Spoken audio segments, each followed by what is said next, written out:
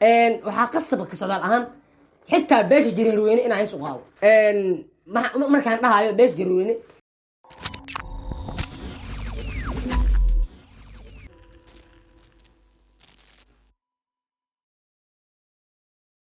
haddii aad u baahan tahay aroosyo, haddii aad u baahan tahay sawir qaadis, haddii aad u baahan tahay ayu video nuuc walba waad ka helaysaa studio aan ku leenahay magaalada Muqdisho ee Halista Studio.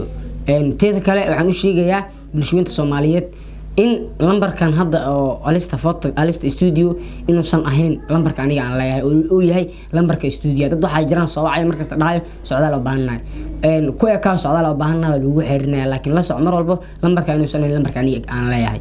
waa maasanta daawada muuqaalka dadka xayeysiinta loo sameynayo khaasatan aniga socdaal oo sameynayo waxa kale soo xiriir kartaa isla lambarkan adigoo dhahayo socdaal oo baahanahay macnaha waysan noqon lambarka inuu yahay lambarka socdaal. waa maasanta walaal daawada muuqaalkan. assalaamu calaykum waraxmatullaahi tacaala wabarakaatu. ilaahantiin waa salaamantiin si kasta oo aad maqlaysaan oo ay daawanaysan waa anigoo ah alfanaan socdaal super socdaal. halka ay daawanaysaan waa youtube-ka socdaal channel iyo barta facebook aan ku leenahay Halista Photograph. waxaan wadnaa muuqaal xamaasadaysan kaasoo aan kaga hadlayo waxyaaba aniga isoo wajahay problem kaasoo buuqiisa wato. soo dhawaada markoowaad mar labaad mar saddexaad. caawa waxaa farxad ah mudnaan ah inaan idin hor fadhiyo weliba anigoo caafimaad qabo. waad mahadsantihiin. haddii uu caawo ay ku tahay caawo wanaagsan, haddii ay ku tahay maalnimo wanaagsan. ugu horeyn caawa halkan waxa ay soo fadhiisiyey wax kale ma ahan. waxaa rabaa caawo laba qodob inaan ka hadlo. labada qodob ka hadlaa waxay tahay waxa igu soo badbatay hadallo isdhaafdhaafa oo macnaha aniga saameyn ugu yeelanayo mar walbo, kaasoo ah kuwa aniga qalbigayga dareen gelinayo mar walbo. baraha bulshada aniga socdaal ahaan waxaan ka sameeyaa madadaalo. dadka waxaan u sameeyaa madadaalo. dadka waan dhiirigeliyaa mar walbo. dadka mar walbo waxaan u sameeyaa waan ka qosliyaa mar walbo dadka waxaan siiyaa farxad ayagu aysan ogeyn. okay ka socdaal ahaan waxaan isu haystaa aniga aaminsanahay inaan ahay fanaanka ugu qiimaha iyo ugu sharafta badan ee magaalada Muqdisho iyo guud ahaan dalka Soomaaliya. caawa labada qodob oo halkan oo soo fadhiistayna ka hadlaa waxay tahay qodobka koowaad oo ah dad badan baa ugu soo laabtay oo mar walba commentiyo qaldan soo qoraayo kuwaasoo ah kuwa mar walba aniga lid igu ah. commentiyada haddii aan soo qaato waxaa ka mid ah hadda adiga hees waxaan soo qaaday saddex haniyood abgaal hees aan soo qaaday. heestaas waxaan ku ammaanayay beel la yiraahdo abgaal ismaan. dadku waxay dhahayeen isdhaafsanayeen aan arkay aniga socdaal wax uu noqdo qabyaaladiiste. socdaal wuxuu noqdo qabiiliste. socdaal waa qabyaaladiiste. socdaal waa kaad. socdaal waa kada. socdaal waa kana. socdaal saan oo naqaan u maleeyeen. dad waxa maqlay dhageyna ku soo dhacay dad dhahayo annaga socdaal waxa u kursanayna hawi ahaan u kursanayna wuxuu nagu noqday baal hoosteena joogo nagu noqday. dad dhahayana arkay oo commentiyada ugu soo qoraayo. fanaankuna waxaa qasaba dadka commentiyada inuu aqriyo sababtoo ah wuxuu ku yiri dadka waxaa rabaa inaan ka jahil bixiyo taas sababta aniga aan ugu soo qaaday beesha abgaal ismaan heesta la yiraahdo saddex haniyood abgaal ismaan. waxa ugu soo qaadaa waxay tahay horta abgaal ismaan waa dadka aniga ka dhashay ugu horeyso. mideeda kale ayadoo ay tahay dadka aniga ka dhashay iyadoo ay tahay haddana waxa ay tahay beel kamida beelaha Soomaaliyeed beel kamida. aniguna waxaan ahay fanaan Soomaaliyeed. fanaankuna waxaa qasab ah dareenkiisa iyo macnaha wuxuu fikri aruuriyo inuu sameeyo markaas. qasab ma ahan fanaanka beesha asaga uu ka dhashay inuu u qaadi karin ma ahan. fanaan haddii aad tahay dad adiga ka dhaltay hees u qaadi kartaa. fanaanku ma laha xuduud, ma lahan ka celinayso beesha asaga u dhashay inuu hees u qaado. ka socdaal ahaan qabyaaladiista waaye. taas waa kidaa waaye. waxaan macnaha aan kaga leeyahay arrinkaas. mid kalena u raacinaya dadka qabyaaladiista waa soo qoraayo mar walbo socdaal.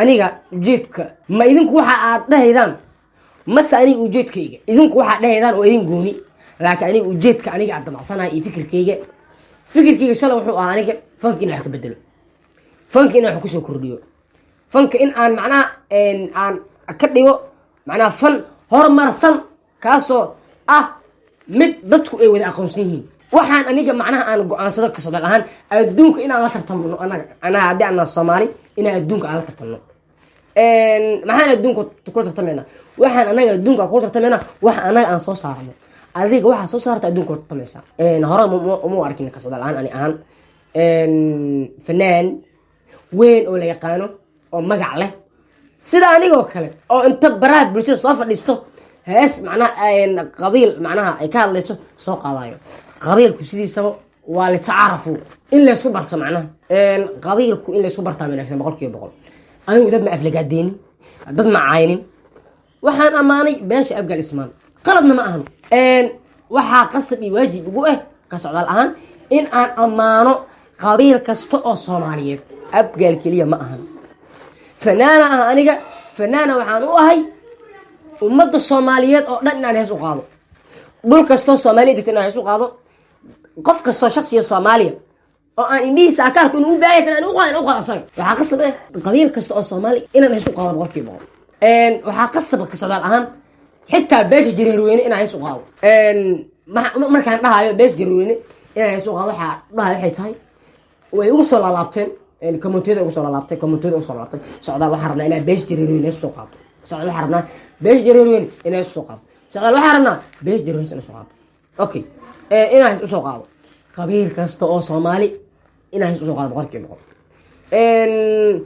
micnuhu hadii aad qabiil haysadaa u qaado oo amaanto hada micnuhu ma ana qabiilis ata ani fanaana ahay fanaanku waxa khasaba wuxuu asaga aaraa fikir aan u aruuriyo inuu ku luuqay markaas fanaaniintu waa ay gamadan oo aan 100% ayagoo macnaha amaanay qabiilka ka dhashay ayagoo amaanayo ee wareegstaan markaas waxay amaana gobolka qabiilka oo ka dhashay amaana gobolka qabiilkaas gobolka ay degaan oo amaana qabiilka gobolkiisa degaan oo amaana markaas wuxuu rabaa inuu amaano qabiilka inuu amaano rabaa wareegana markaas wuxuu amaanaya gobolka qabiilka uu degan oo amaana markaas ayni ma wareegana 100% waxaan u abaahana baaraya qabiilka sida asaga wuxuu ka sheegay 100% وخسر وانا اني اقرستي وانا مد فنك انيga macnaha aan وانا مد اني فنك aan ugu jiro waxay tahay in aan aniga macnaha fank aan wax ka bedelo fanka wax ugu bedelayo waxay tahay fanku wuxuu baahay wax soo saar u baahay wax ku soo ku darida u baahay fanku wuxuu baahay kala saandhay u baahay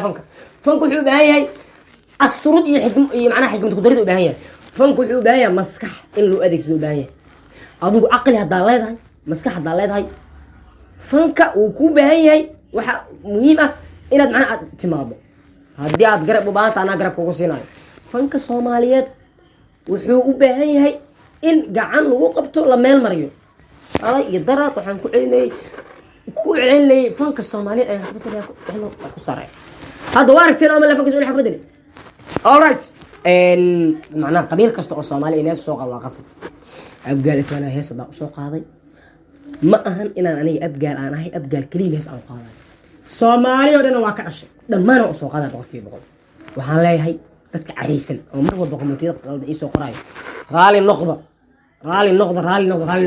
waa hadii aan ahaanaysan raali noqdo idin leeyahay aniga waxaan ahay fanaan Soomaaliyeed fanaankuna wuxuu aniga waxaan ahay fanaan Soomaaliyeed waxaana waajib ugu in aan qabiil kasta oo Soomaaliyeed soo qaado gobol kasta oo Soomaaliyeed ka soo qaado dhul kasta Soomaaliyeed soo qaado shakhsi kasta oo Soomaaliyeed indhiisa aan ka arko in hees aan soo qaado waanigu alfanaan socdaal waanigu idin leh kulti wax oo wanaagsan hadii aad noqon ka shay la garay share YouTube ka subscribe aan rajeynayna oo ku dhuunaa boqolkiiba mar insha Allah bilaha aan baleeyada iyo dabadgeedana arkaysan all right